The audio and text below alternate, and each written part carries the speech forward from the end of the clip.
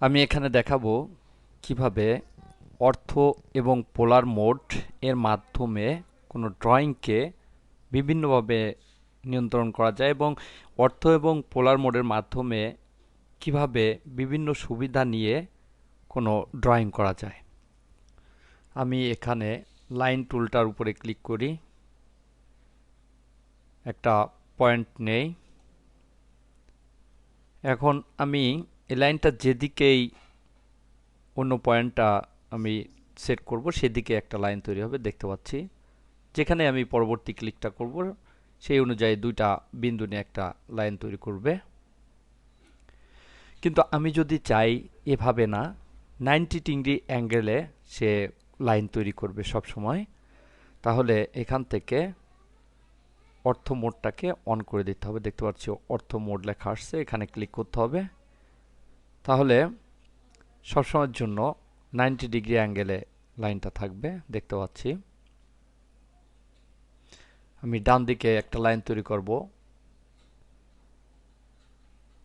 তাই এখানে আমি লিখে দেই 10। আবার নিচের দিকে আমি 5 লিখে দেই, বামে 10। অর্থাৎ আমি একটা আয়তক্ষেত্র তৈরি করব এখানে, এবং এখানে রাইট ক্লিক করে ক্লোজে ক্লিক করি। তাহলে দেখলাম অর্থ মোডটা হচ্ছে সবসময়ের জন্য 90 ডিগ্রি অ্যাঙ্গেলে লাইন তৈরি করে, যেটা আমি যখন লাইন তৈরি করা দেখিয়েছি, শিফট চেপে দেখিয়েছিলাম সবসময়ের জন্য স্ট্রেট লাইন হয়। এই অর্থের ক্ষেত্রেও একই, স্ট্রেট লাইন তৈরি করার জন্য এটা ব্যবহার করতে হয়। এই 90 ডিগ্রি আমি বলেছি, কিন্তু এখানে 90 ডিগ্রি, 45 ডিগ্রি বা 15 ডিগ্রি এটা আবার আমি নির্ধারণ করে দিতে পারি। তো কিভাবে এটা নির্ধারণ করতে হবে সেটা আমি পরে দেখাচ্ছি স্টেপ বাই স্টেপ। নিচে আমি ঠিক এরকম একটা ড্রয়িং তৈরি করব। লাইনে যাই এবং এখানে খেয়াল রাখি অর্থ নির্বাচন করা রয়েছে কিনা, অর্থ অন করা রয়েছে। এখানে প্রথম ক্লিক করি, ডানে দেখতে পাচ্ছি 15, তাই এখানে লিখে দিই 15, এন্টার। নিচে আসি, নিচে 7 ইঞ্চি লিখে দিই 7, এন্টার। বামে 8 ইঞ্চি লিখে দেই 8, নিচে 2 ইঞ্চি লিখে দেই 2। অবশ্যই মাউস পয়েন্টারটাকে যেদিকে আমি লাইনটা নিতে চাই সেদিকে মাউস পয়েন্টারটা থাকতে হবে। যদি আমি অন্যদিকে নেই সেদিকে লাইন তৈরি হয়ে যাবে। এজন্য খেয়াল রাখতে হবে যেদিকে আমি লাইনটা তৈরি করব অবশ্যই যেন সেদিকে মাউস পয়েন্টারটা থাকে। আমি এদিকে আঁকবো, যদি মাউস পয়েন্টারটা এদিকে নিয়ে যাই তাহলে এদিকেই লাইন তৈরি হবে, এদিকে হবে না। কারণ আমি এখানে কোনো দিকের কথা বলছি না, আমি শুধু সংখ্যা দিয়ে যাচ্ছি, এই অনুযায়ী সে লাইন তৈরি করে দিচ্ছে। তাই এটা আমাকে খেয়াল রাখতে হবে।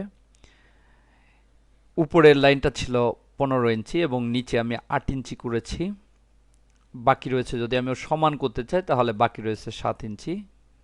এখানে আমি লিখে দেব 7, এন্টার।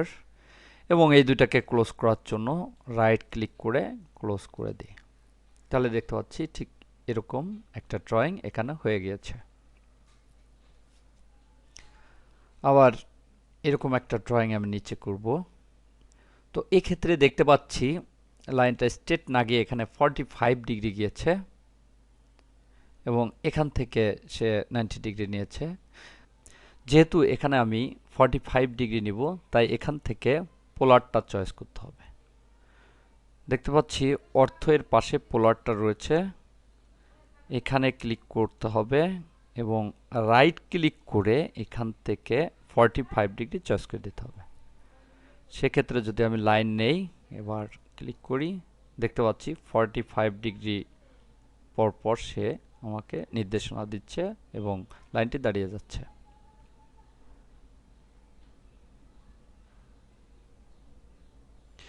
এখন আমি ঠিক এরকম একটা ড্রয়িং এখানে আঁকবো। এদিকে নিব 5 ইঞ্চি, তাই লিখে দিই 5, এবং এই 90 ডিগ্রিতে হবে 3 ইঞ্চি, তাই এখানে লিখে দেই 3। এখানে খুব কেয়ার নিতে হবে যে মাউস পয়েন্টারটা যেন যেদিকে আমি লাইন আঁকবো সেদিকে থাকে। যদি অন্যদিকে যায় তাহলে এটা লাইনটা অন্যদিকে চলে যাবে। এখানে 3 ইঞ্চি, নিচের দিকে 3 ইঞ্চি 45 ডিগ্রিতে, ডানে 5 ইঞ্চি, নিচে 10 ইঞ্চি। এখানে দেখা যাচ্ছে নিচে অবস্থা রয়েছে, আমি যদি এই অবস্থায় নিয়ে যে এখানে 10 লিখেই তাহলে দেখতে পাচ্ছি লাইনটা বাঁকা হয়ে গেছে, অর্থাৎ ভুল হয়ে যাবে। তাই খেয়াল রাখতে হবে অবশ্যই মাউস পয়েন্টারটা যেন ঠিক অবস্থানে থাকে। আনডু, এখানে 10 ইঞ্চি এবং এদিকে 17.24 এবং এখানে ক্লোজ।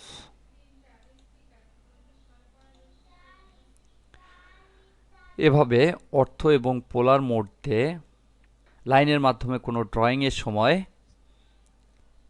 স্ট্রেট লাইন অর্থাৎ 90 ডিগ্রি অথবা 45 ডিগ্রি বা নির্দিষ্ট কোনো ডিগ্রি দিয়ে সেই লাইনগুলোকে সহজে সূক্ষ্মভাবে আঁকা যায়।